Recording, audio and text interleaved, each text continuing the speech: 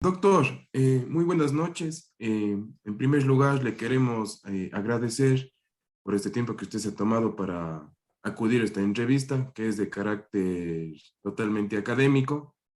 Eh, Antes que nada, quisiera comenzar presentándonos. Somos estudiantes del séptimo B de la carrera de Psicología Clínica de la Universidad Católica de Cuenca.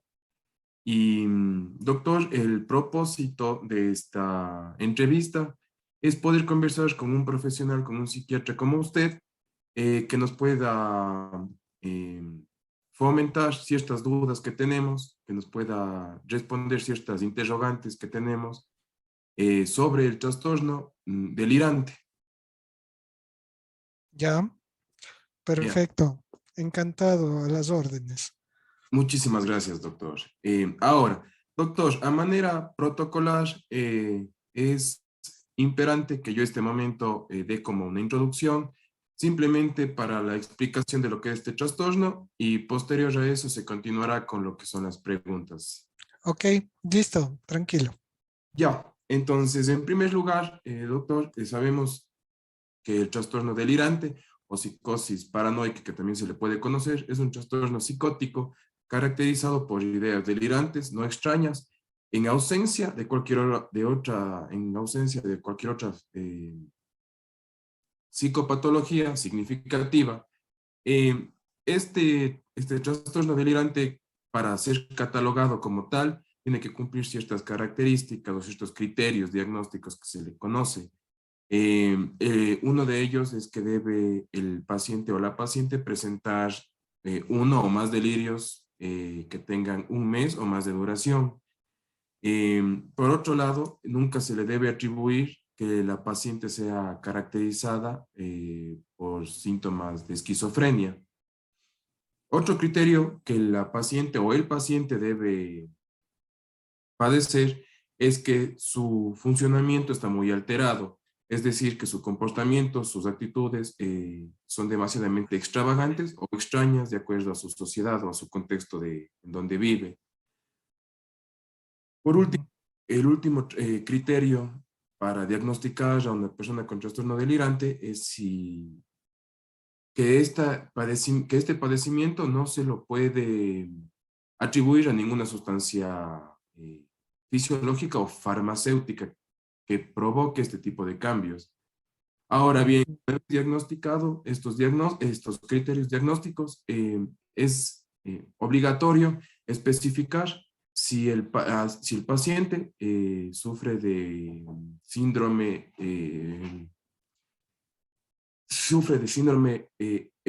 a ver, si el tipo de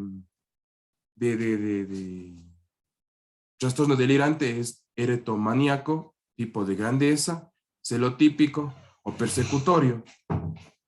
Una vez aclarado esto, doctor, le doy cabida a mis compañeros para que continúen con las preguntas. Muchas gracias.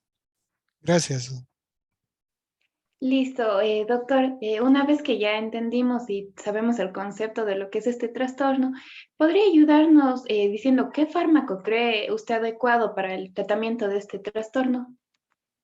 Ya, a ver, no sé si sería importante más bien encuadrar un poquito más la cuestión del diagnóstico clínico antes que ir a la parte farmacológica. Yo pienso que el trastorno delirante primero hay que encuadrarlo dentro de los trastornos del pensamiento. Los trastornos del pensamiento especialmente se caracterizan dentro de la psicopatología por la presencia de ideaciones de tipo delirante, que son ideas más bien exageradas, sobrevaloradas, sobredimensionadas, en las que el paciente tiende a generar una estructura de realidad compatible con esa idea. Es decir, sus actos, su comportamiento y sus emociones van acorde a ese tipo de idea que se encuentra presente en ese momento. Es así como las ideas delirantes o los trastornos delirantes pueden clasificarse de acuerdo al tipo de ideas delirantes que tienen, entre esos los erotomaníacos, los paranoides, los celotípicos o los megalomaníacos grandilocuentes. Y también tenemos los místicos, también pueden estar presentes como parte de los grandilocuentes.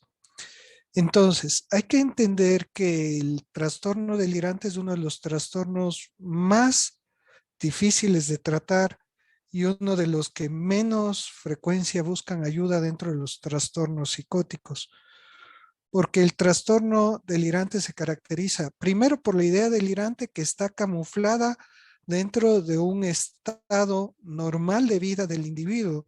Hablemos que la idea delirante es nuclear, por lo tanto no se hace evidente si no es que se le pregunta o se observa lo que es los comportamientos, las emociones y las actitudes del paciente, porque puede estar encapsulada y esa es una de las características del trastorno delirante.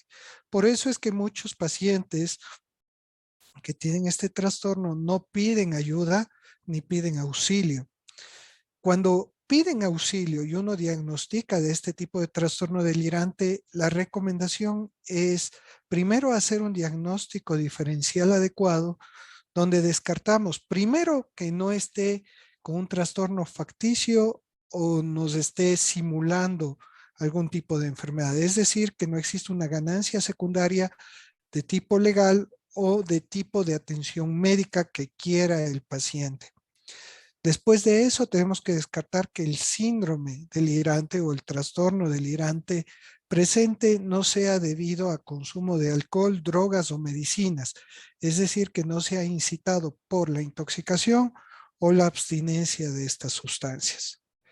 Tercero, descartar una condición orgánica, entre esos problemas cerebrales, básicamente problemas metabólicos, problemas de tipo renal, y entre otros que puedan causar este tipo de trastornos. Y finalmente, dentro de los trastornos psiquiátricos, tenemos al trastorno delirante como tal, como parte del trastorno, de los trastornos del pensamiento, y que pueden también confundir como diagnóstico diferencial con unos trastornos de personalidad, como el trastorno de personalidad paranoide, o como los trastornos de personalidad esquizotípicos o esquizoides, ¿no?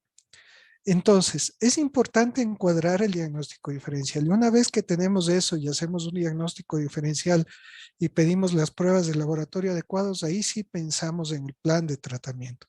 Y el tratamiento se encuentra dirigido hacia la idea delirante como tal. Es por eso que se considera como un síndrome psicótico. Es ahí cuando nosotros usamos la medicación antipsicótica, los antipsicóticos. Entre esos tenemos lo que es los antipsicóticos típicos, que son más incisivos, y los atípicos, que tienen menos efectos colaterales. Entonces tenemos el haloperidol, que es uno de los típicos que todavía se usa para casos de agresividad y violencia, y los atípicos como la risperidona, la quetiapina, la olanzapina. Entonces, y el aripiprazol también, y tenemos otros en el mercado.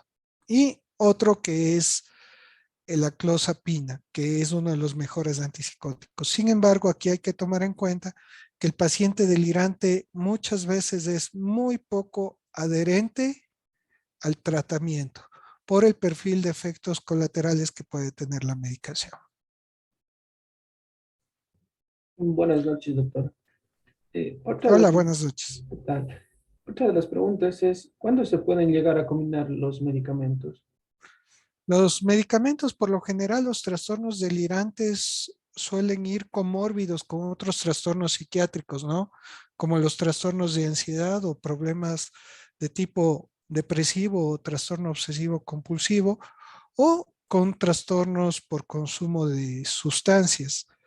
Entonces, se ocupa la medicación ansiolítica para tratar los síntomas comórbidos de la patología central, que sería la idea delirante, y la medicación antidepresiva en caso de ser necesario si vemos que el trastorno delirante genera la presencia de un cuadro de tipo afectivo o adjunto a un problema o una condición médica.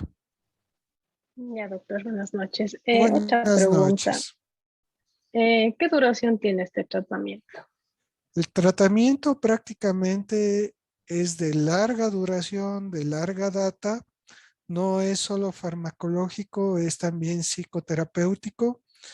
El pronóstico por lo general no es tan bueno porque suele prevalecer a lo largo del tiempo y requiere un seguimiento adecuado. Muchas veces los pacientes dejan la medicación con facilidad y no se enlazan con el tratamiento.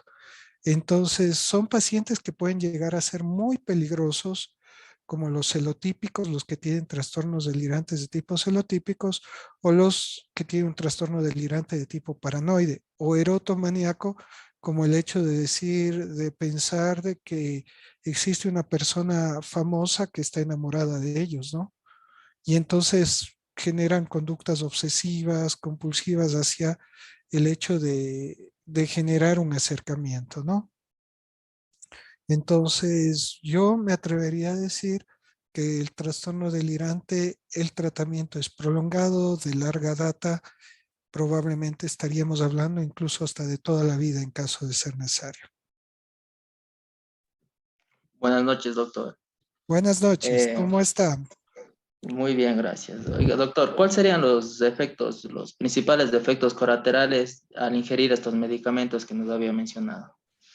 Los efectos colaterales que hay que tener mucho más cuidado en este tipo de medicación es que tienen los efectos primero parkinsónicos, que son los efectos colaterales frecuentes, que es cialorrea, es decir, exceso de salivación, rigidez, hipotonía, es decir, de que hay debilidad muscular, temblor fino como parkinsonismo, unos movimientos oculomotores, dependiendo del tipo de medicamento. Otros provocan lo que es sedación y el riesgo más frecuente son el síndrome neuroléptico maligno, que es una emergencia médica, y lo que es la distonía o la disquinesia tardía, que es por el uso crónico de esta medicación.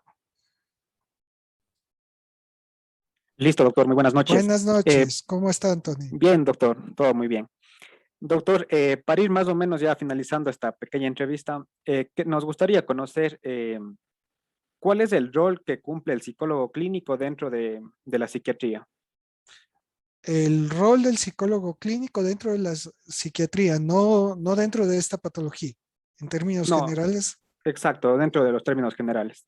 El rol del psicólogo clínico es muy importante, ya que hay que empezar a tomar en cuenta que estamos trabajando con diferentes objetos de estudio, es decir, diferentes nociones epistemológicas que no compiten entre sí, sino más bien se complementan.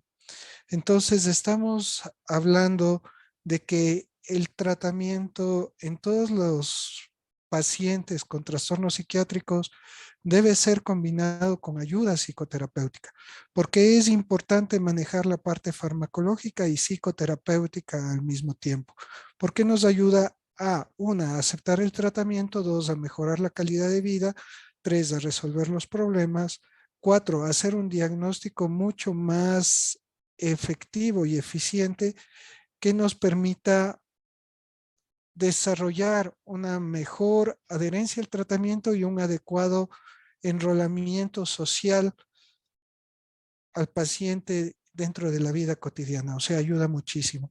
Entonces, estaríamos hablando de que la psicología y la psiquiatría no son opuestas, son complementarias y más bien se potencian. Dicen que hacen una suma del 1 más 1 es igual a 3, no a 2.